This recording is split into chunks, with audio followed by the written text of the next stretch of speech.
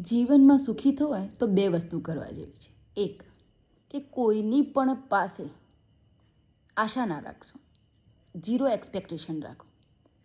મેં કર્યું એ કર્યા ના, તમારે કરવું છે કરો, તમારું મન છે નિભાવવાનું તો નિભાવો. પણ જ્યારે તમે કોઈની પાસેથી એવી આશા રાખશો કે મેં કર્યું એટલે એ પણ કરે તો ત્યાં દુઃખી થવાશે.